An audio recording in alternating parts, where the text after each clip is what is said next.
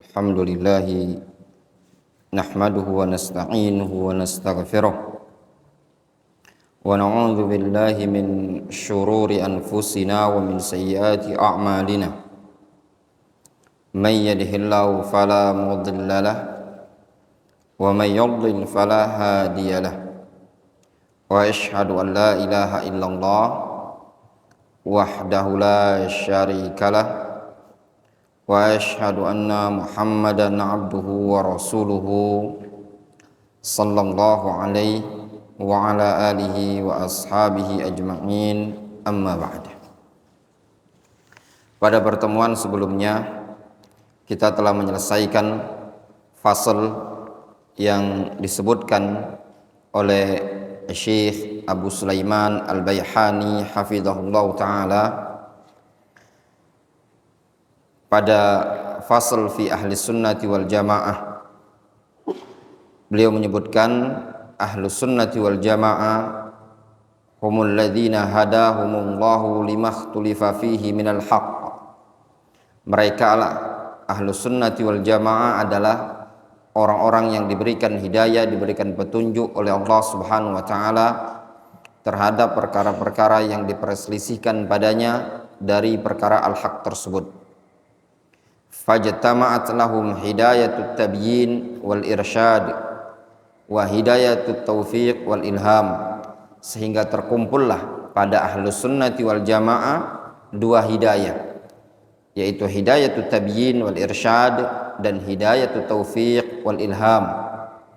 Adapun hidayatut tabyin wal irsyad, penjelasan, bimbingan yang memungkinkan dimiliki oleh semua orang, bisa memberikan penjelasan, bisa memberikan bimbingan. Namun untuk merealisasikan, mewujudkan bimbingan tersebut, bisa mengamalkannya, itu semua dikembalikan kepada hidayatut taufiq wal ilham, dikembalikan kepada taufik, bimbingan dari Allah Subhanahu wa taala dan ilham dari Allah Subhanahu wa taala. Untuk hidayatul taufiq dan hidayatul ilham ini murni dari Allah Subhanahu wa taala. Tidak ada seorang pun yang mampu memberikan hidayatul taufiq ataupun hidayatul ilham kecuali Allah Subhanahu wa taala. Bahkan Nabi kita Muhammad sallallahu alaihi wasallam tidak mampu memberikan hidayah kepada orang yang dia cintai, seperti paman beliau Abu Thalib. Allah Subhanahu wa taala mengatakan dalam Al-Qur'anul Karim, innaka la tahdi man ahbabta walakinallaha yahdi man yasha wa huwa a'lamu bil muhtadin. Dia Allah Azza wa Jalla yang memberikan hidayah kepada siapa yang Allah Subhanahu wa taala kehendaki. Engkau ya Muhammad tidak akan mampu memberikan hidayah kepada siapa yang engkau cintai. Walaupun beliau mencintai paman beliau secara tabiat, secara kekerabatan, namun beliau tidak mampu, tidak punya kekuatan untuk memberikan hidayah kepada orang yang beliau cintai tersebut. Karena betul-betul hati seorang hamba tersebut akan digerakkan oleh Allah Subhanahu wa taala. Dan juga kemarin kita telah membaca keterangan yang disebutkan oleh Syekh rahimahullah ta'ala atau Syekh Abu Sulaiman Al-Baihani rahimahullah ta'ala. Beliau menyebutkan tentang orang-orang yang dijadikan a'immah dalam agama ini pada ayat yang dibawakan oleh beliau, wa ja'alna minhum a'immatan yahduna bi amrina lamma sabaru wa kanu bi ayatina yuqinun. Kami jadikan dari kalangan mereka a'immah yahduna bi amrina, yang mereka bisa memberikan petunjuk, bisa memberikan penjelasan bi amrina, dengan apa yang kami perintahkan, dengan apa yang kami tuntun. Kapan itu? Lamma sabaru wa kanu bi ayatina yuqinun. Tatkala mereka mau sabar dan mereka yakin terhadap ayat-ayat kami. Dikatakan oleh Syekhul Islam Ibnu Taimiyah rahimahullahu taala, bis sabri wal yaqin tunalul imamatu fid din. Dengan kesabaran dan keyakinan maka seseorang akan bisa meraih al-imamah, kepemimpinan dalam agama tersebut. Faedah yang disebutkan oleh Syekh Abu Sulaiman Al-Baihani hafizahullah ta'ala, beliau mengatakan wa ja'ala min sifatihim annahum yasbiruna fi ta'allumil haq wa tahammulihi min jihatin wa tablighihi linnas wa sabar fi dzalika min jihatin ukhra. Di antara sifat mereka, sifat a'immatun fid din, sifat a'immah, orang-orang yang ditokohkan, yang akan memimpin dalam agama ini tadi, adalah orang-orang yang yasbiruna fi ta'allumil haq, orang-orang yang sabar dalam mempelajari al-haq, sabar ketika thalabul ilmi syar'i, sabar ketika al-akhadh, ketika mengambil ilmu, dan juga kapan? Sabar fi tablighihi linnas, tatkala menyampaikan ilmu tersebut ke tengah-tengah umat manusia. Ya ikhwan, ya thalabul ilm, antum harus sabar ketika thalabul ilmi syar'i. Kalau antum tidak sabar, ya sudah. Ya, ujian ketika antum berdakwah itu lebih besar dibandingkan ujian pada saat thalabul ilmi syar'i. Sebagian orang ketika thalabul ilmi syar'i itu tidak sabar. Tidak sabar terhadap sikap teman-temannya, tidak sabar terhadap sikap gurunya, tidak sabar terhadap lingkungan yang ada. Orang-orang yang tidak sabar seperti ini tidak akan mampu mengemban ilmu ini tadi. Ilmu ini akan hanya bisa dibawa oleh orang yang sabar. Kenapa ya ikhwan harus kita latih sabar dalam thalabul ilmi syar'i? Karena ujian kesabaran pada saat berdakwah itu lebih besar dibandingkan kesabaran pada saat thalabul ilmi syar'i. Mungkin dari sisi kondisi lingkungan, ya, bahaya pada saat thalabul ilmi syar'i itu lebih ringan dibandingkan bahaya yang akan dihadapi ketika berdakwah ila Allah Subhanahu wa taala. Maka hanya orang-orang yang betul-betul bisa sabar ya ikhwan ya.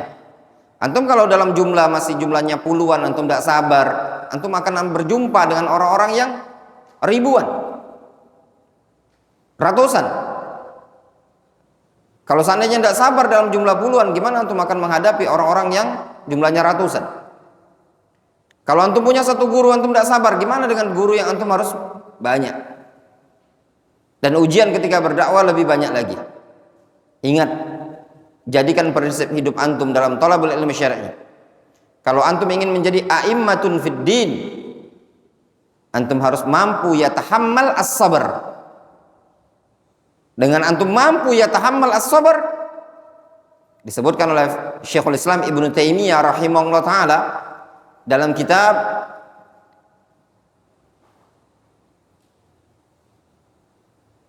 Inkarul Munkar. Ya, kalau tidak salah nama kitabnya Inkarul Munkar. Kitabnya Al-Amru bil Ma'ruf wan Nahyu 'anil Munkar. Ini kitab dita'liq atau disyarah sedikit oleh Syekh Muhammad Said Ruslan dan disyarah oleh Syekh Ubaid Al-Jabiri hafizahullah taala. Ini kitab dulu ana pernah hadir daurah di Jogja setelah ana pulang dari Yaman. Ada salah seorang masyayikh datang dari Saudi Arabia mengajarkan kitab tersebut di Jogja. Di akhir-akhir kitab Syekhul Islam Ibnu Taimiyah rahimahullah taala menyebutkan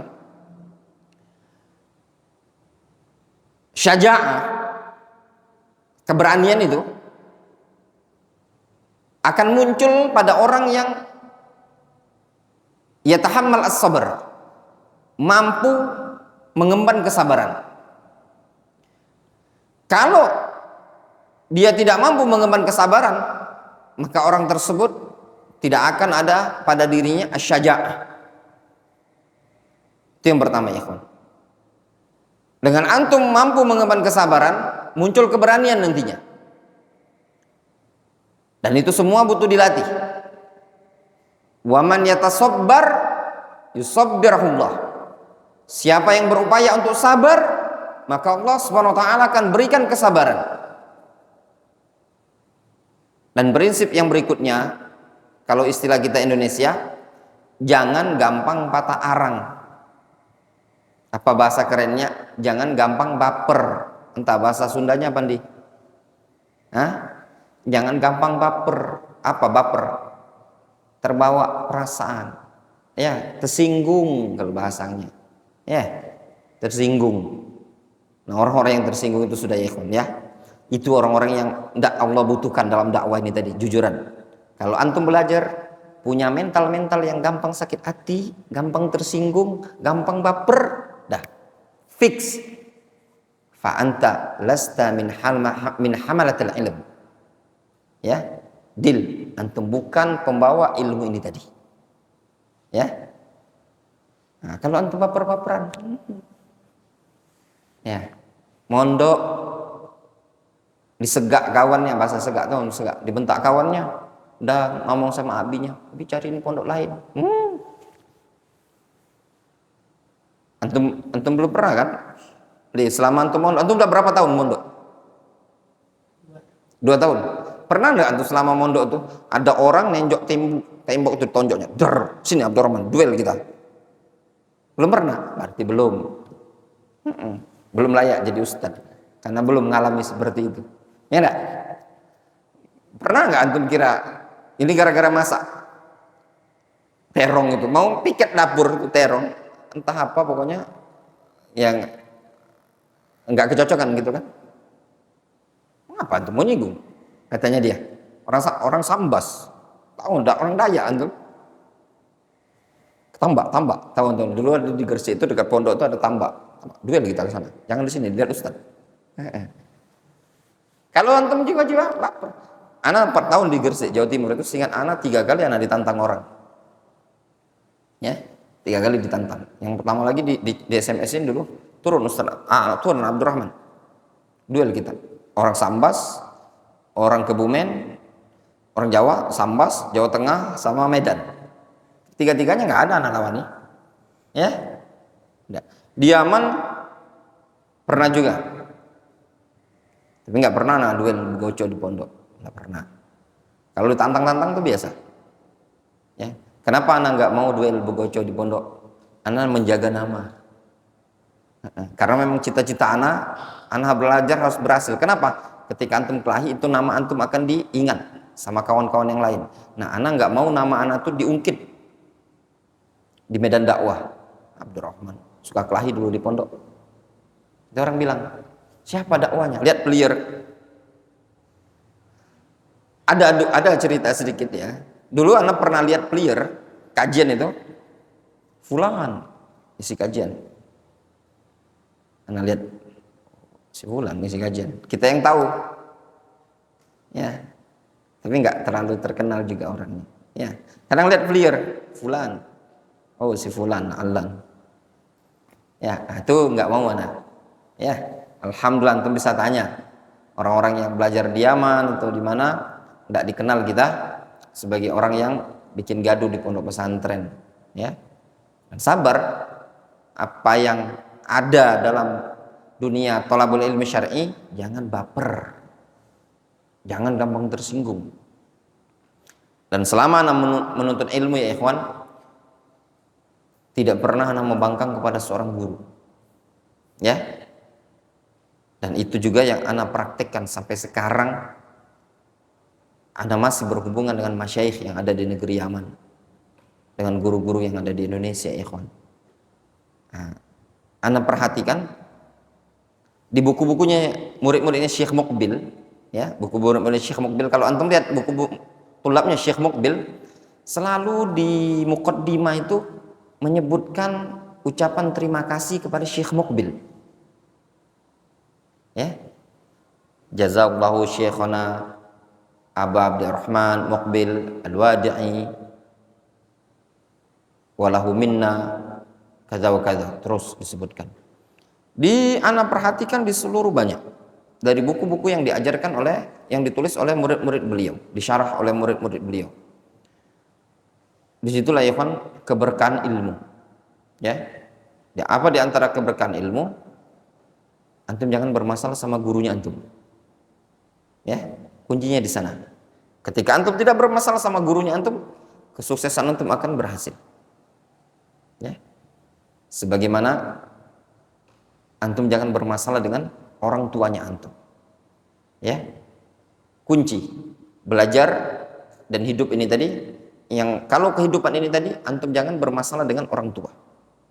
Kalau antum belajar jangan bermasalah dengan guru. Ya. Jangan jadikan hati guru itu sama antum tidak menaruh kebencian. Nah, itu keberkahan ilmu antum, ya ikhwan ya. Maka insya Allah ilmu antum akan berkah dan antum bisa mengikuti jejak gurunya antum. Tapi kalau antum membuat gurunya antum kesal, dongkol, benci sama antum, itu alamah, tanda-tanda ilmunya antum kedepannya tidak akan diberkahi oleh Allah Subhanahu wa taala. Kita lanjutkan.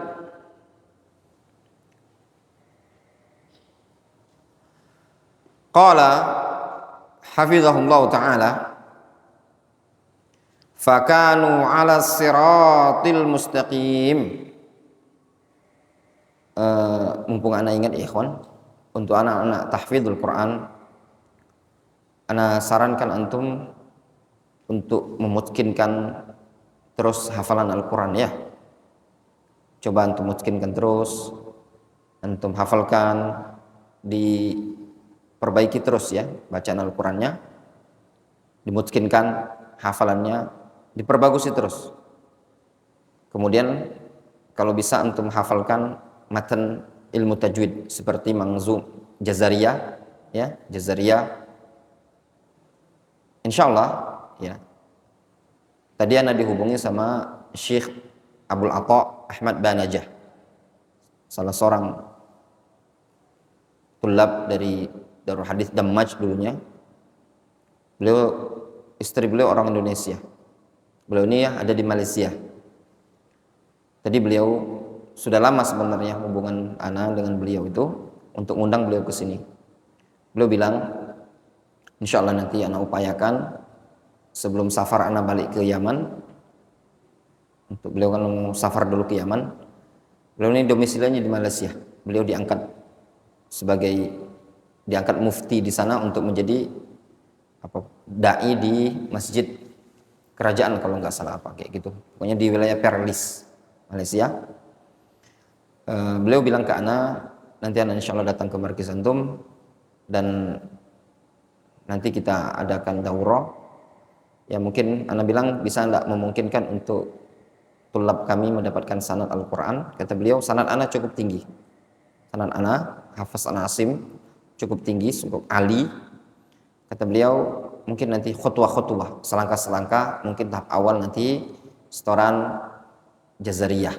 Ya, antum kalau ada waktu setoran Jazariyah. Beliau menjanjikan sama ana bainal aidain, antara Idul Fitri, Idul Adha. Insyaallah ya ikhwan, ana berazam bertekad bulat. Semoga Allah Subhanahu wa taala mudahkan rezeki kita. Palembang ini harus ada syekh, ya, harus ada syekh. Yang ini lagi yang kita pikirkan dan memang kedepannya memang sudah ada perencanaan kita untuk hal yang kedepannya, untuk memudahkan kita belajar, ya, natahaddath natakallam bil arabiyyah. Itu perkara yang juga penting. Terkadang kalau sesama kita susah, kecuali kita datangkan orang asing gitu tadi kan, untuk meningkatkan kualitas yang ada ini tadi. Belajar itu untuk kita sendiri, ya, dan juga untuk memudahkan para thalabul ilm belajar di sini. Seperti Sulawesi ada Syekh Bilal Haidar, ada di Makassar kalau nggak salah, di mana beliau di Mustafid, pengajar ahli qiraah di Darul Hadits Ma'bar. Beliau ada di Sulawesi. Biasanya tiap Ramadan beliau datang. Ya. Ini juga kemarin Lampung rencana mau ngambil Syekh Ali Ar-Rodai, ahli qiraah yang ada di Damar. Tapi qadarullah beliau tidak memungkinkan datang. Ya. Ini ya insya Allah sebentar lagi pekan depan kita juga akan insya Allah Sabtu malam Ahad nanti ada muhadharah. Ya, kedatangan Syekh, insya Allah mungkin kita sudah pesan visa selama setahun. Ya.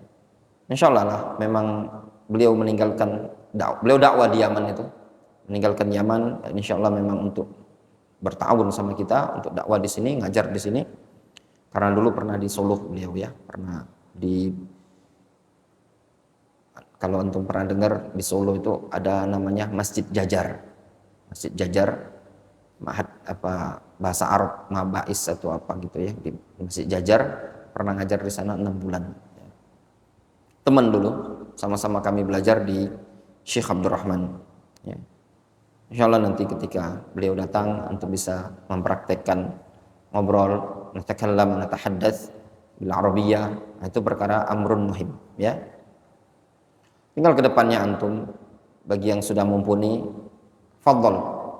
Yang mau belajar di Yaman, Marokis di Yaman terbuka. Yang mau ambil di Saudi Arabia, kuliah di Masjid Nabawi. Ingat, di Masjid Nabawi, bukan di Jamiah Islamiyah ya, karena untuk di Jamiah mungkin susah masuknya. Itu di Masjid Nabawi cukup ini saja. Ada ini kita antar ya. Gampang. Ya, tinggal antum mau belajar di mana saja. Intinya ada fulus. Tak ada fulus, belajar aja di sini. Itu saja. Jadi anak ingatkan ke anak-anak tahfidzul Quran, antum untuk memperdalam hafalan Al-Quran, dimungkinkan bacaannya dibagusi. Qala Syekh Abu Sulaiman Al-Baihani hafizahullah ta'ala, fakanu ala siratil mustaqim. Mereka Ahlus Sunnati wal Jamaah berada di atas jalan yang lurus. Marja'uhum wa manhajuhum al-kitab was sunnah as-sahihah as-sabita ala fahmi sahabatil kiram. Nah di sini ya ikhwan, lihat. Syekh mengatakan Ahlus Sunnah itu berada di atas as-siratil mustaqim. Marji'uhum, referensinya dan manhaj mereka adalah Al-Quran dan Sunnah, Al-Quran dan hadis yang sahih, ala fahmi sahabatil kiram, sesuai dengan pemahaman para sahabat yang termulia. Sehingga Ahlus Sunnati wal Jamaah mereka berpatokan dengan Al-Quran dan Sunnah dan di atas pemahaman para sahabat. Nah ini qaid penting. Setiap orang pasti akan mengklaim pemahaman mereka di atas Al-Quran dan Sunnah. Namun belum tentu pemahaman mereka di atas pemahaman para sahabat. Kenapa ya ikhwan penting sekali di qaid, di taqyid dengan pemahaman para sahabat? Karena Al-Quran dan Sunnah tidak akan mungkin bisa difahami dengan baik dan benar melainkan dari jalannya orang-orang yang ngerti, atau orang-orang yang paling ngerti tentang makna dan kandungan Al-Quran tersebut, yaitu para sahabat. Karena Al-Quran turun di tengah-tengah mereka, Nabi SAW yang langsung ngomong dan menjelaskan kepada mereka, dan juga pemahaman mereka pada waktu tersebut, pada masa tersebut adalah pemahaman yang betul-betul murni, tidak terkontaminasi dari pemikiran-pemikiran luar yang menyimpang. Kalau seandainya pemahaman mereka salah, akan ditegur oleh Allah Subhanahu wa taala. Bahkan akan ditegur oleh Nabi sallallahu alaihi wasallam. Ketika Adi ibnu Hatim radhiyallahu anhu memahami ayat hatta yatabayyana lakumul khaytul abyadu minal khaytil aswadi minal fajr, sampai nampak bagimu khaytul abyad, tali putih, benang putih dari benang merah berupa waktu fajar. Apa yang difahami oleh Adi bin Hatim? Tali benang putih, benang merah ditaruhnya di mana? Bawah bantal. Ketika bangun dilihat sama dia. Kalau belum nampak, dia masih makan. Salah enggak pemahaman ini tadi? Salah. Ditegur, dibenarkan oleh Nabi SAW. Ya apa tidak? Ketika sebagian sahabat memahami ayat inna syirka la zulmun azim, syirik adalah kezaliman yang sangat besar, mereka memahami zalim itu ya zalim, wad'a syai' fi ghairi mawdi'ihi, sampai mereka mengatakan, ya Rasulullah, ayyuna lam yadhlim nafsahu, siapa di antara kami yang tidak pernah menzalimi dirinya? Apa? Ketika itu kan berkaitan dengan ayat alladzina amanu wa lam yalbisu imanahum bidzulmin ulaika lahumul amnu wa hum muhtadun. Mana zalim di situ? Alladzina lam yalbisu imanahum bidzulmin, orang-orang yang tidak mencampur adukan keimanan mereka dengan kezaliman. Difahami mereka zalim di situ apa? Zalim yang ma'ruf, meletakkan sesuatu tidak pada tempatnya. Kata mereka, ya Rasulullah, ayyuna lam yadhlim nafsahu, siapa di antara kita yang tidak pernah menzalimi dirinya? Apa kata Nabi SAW? Alam tasma'u ila qawli Luqman al-Hakim libnihi, tidakkah kalian mendengar firman Allah SWT, ucapan Luqman kepada anaknya, ya bunai la tusyrik billah inna syirka la zulmun azim.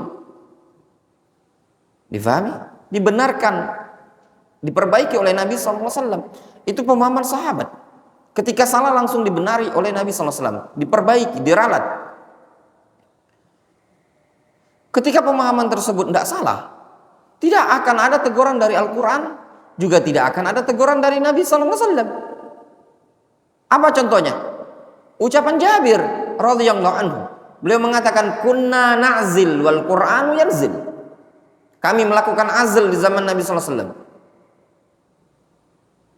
Al-Quran ketika itu sedang turun. Tidak ada teguran dari Al-Quranul Karim. Ya. Di zaman sekarang, manhaj Al-Quran dan Sunnah sesuai dengan pemahaman sahabat ini klaim semua ikhwan, semua banyak kita ikhwan ya. Tinggal praktek kita. Apakah kita seperti itu untuk memahaminya? Ya, apakah dakwah kita di atas dakwah sesuai dengan pemahaman para sahabat ataukah tidak? Kullun yadda'i waslan bilailah wa laila la tuqiru lahum bidzaka. Setiap orang bisa mengklaim punya hubungan dengan Laila, tapi Laila belum tentu mengakui kalau dia teman dia. Ya. Semua orang bisa mengatakan kami berjalan di atas Al-Quran dan Sunnah. Lihat antum, berlabel-label. Kadang lucu zaman sekarang itu ya. Ada yang tanya tentang Darul Hadis ini, ya. Anak ditelepon mau masukkan anaknya. Dia tanya gini, Ustadz, ini Darul Hadis sesuai dengan pemahaman Al-Quran dan Sunnah? Nah bilang, kita nih salafi yang agak garis keras. Ya enggak? Bukan salafi yang biasa antum ikut di pengajian. Ya. Oh gitu Ustadz, nah, mau mondokkan anaknya. Anak daftar anak kan, akan daftar anak dari Sekayu. Karena kenapa? Karena orang memahami salafi itu cuma terbatas pada Al-Quran dan Sunnah, nggak terbatas gitu loh. Ala fahmi salafil ummah. Tinggal antum lihat sendiri, dakwanya kita ini dakwah di atas Al-Quran dan Sunnah apa tidak? Ya kata kita. Sesuai dengan pemahaman sahabat atau tidak? Ya benar. Kalau tidak, berarti metodenya antum tidak sesuai dengan pemahaman sahabat. Difahami?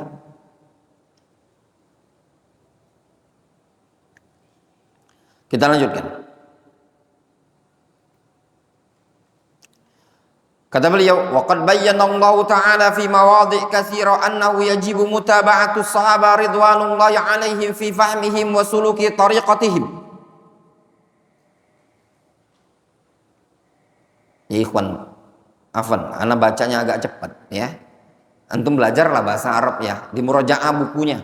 Kan masa ana bacanya waqad bayyanallahu fi mawadhi' katsiratin annahu yajibu mutaba'atus sahabati ridwanullahi alaihim fi fahmihim wa suluki tariqatihim. Kelamuan, ndak hatam buku ini tadi ya. Nah, nanti antum kalau rajin baca, rajin melatih, insya Allah lancar bacaannya. Jadi kayak antum baca Al-Quran. Itulah orang yang belajar ilmu nahu, kata Imam Syafi'i, adalah syaitonnya manusia. Dia bisa melihat sesuatu yang tidak bisa dilihat orang lain. Itu gondol loh, tidak ada harokat. Bacaan anak tadi, antum mau kritik. Jelasnya bacaan anak itu benar. Ya, cara bacanya. Wa qad bayyana Allahu fi mawadhi'a katsiratin annahu yajibu mutaba'atu sahabati ridwanullahi 'alaihim fi fahmihim wa suluki tariqatihim. Sungguh Allah Subhanahu wa taala telah menjelaskan pada banyak tempat bahwasanya wajib mengikuti para sahabat radhiyallahu anhum ajma'in di dalam pemahaman mereka dan di dalam menempuh metode mereka. Ad-dalilul awwal, dalil yang menunjukkan wajibnya mengikuti pemahaman sahabat. Qauluhu ta'ala, was-sabiqunal awwaluna minal muhajirin wal ansar walladzina ittaba'uuhum bi ihsan radhiyallahu anhum wa radu an wa a'adda lahum jannatin tajri tahtahal anharu khalidina fiha abadan dzalikal fawzul azim. Orang-orang yang pertama kali masuk dalam agama Islam disebut dengan as-sabiqunal awwalun, dari kalangan muhajirin dan ansor. Ini dalil juga yang dijadikan oleh para ulama bahwasanya muhajirin lebih afdol dibandingkan ansor. Kenapa? Karena muhajirin disebutkan lebih awal dalam Al-Quranul Karim dibandingkan ansor. Walladzina ittaba'uuhum bi ihsan, dan orang-orang yang mengikuti mereka dengan baik. Siapa itu? Tabi'in wa atba'ut tabi'in wa atba'uhum ila yaumil qiyamah. Ya. Radhiyallahu anhum wa radu an. Allah ridha terhadap mereka, mereka ridha terhadap Allah. Wa adda lahum jannatin tajri tahtahal anhar. Allah persiapkan untuk mereka surga-surga yang mengalir di bawahnya sungai-sungai khalidina fiha abadan. Mereka kekal di dalamnya selama-lamanya. Dzalikal fawzul azim. Yang demikian itu adalah keberuntungan yang sangat besar. Ya ikhwan, Al-Imam Ibn Hazm rahimahullah ta'ala, beliau mengatakan as-sahaba kulluhum fil jannah. Ya. As-sahaba kulluhum fil jannah. Dengan dalil ayat ini seluruh sahabat di surga. Kenapa? Karena Allah SWT mengatakan wa'adda lahum jannatin tajri tahtahal anhar khalidina fiha abadan. Tidak ada sahabat yang masuk dalam neraka. Wadih? Jelas? Ya, tidak ada sahabat yang masuk ke dalam neraka. Namun untuk mentakyin masing-masing nama dari sahabat tersebut, antum cukupkan sesuai dengan dalil. Nadur ma'ad dalil haitsu darat. Kita berputar bersama dalil haitsu dar, dimanapun dalil itu berputar. Disebutkan dalam hadis fulan fil jannah, sudah antum katakan si fulan di surga, si fulan di surga, si fulan di surga. Adapun secara umum, secara global, sahabat kulluhum fil jannah. Was sahaba kulluhum udul bila istitsna, tanpa pengecualian. Seluruhnya adil, baik dia sahabat dari kalangan manusia atau sahabat Nabi dari kalangan jin. Mungkin antum bertanya, masa ada ustaz sahabat dari kalangan jin? Jawabannya ada.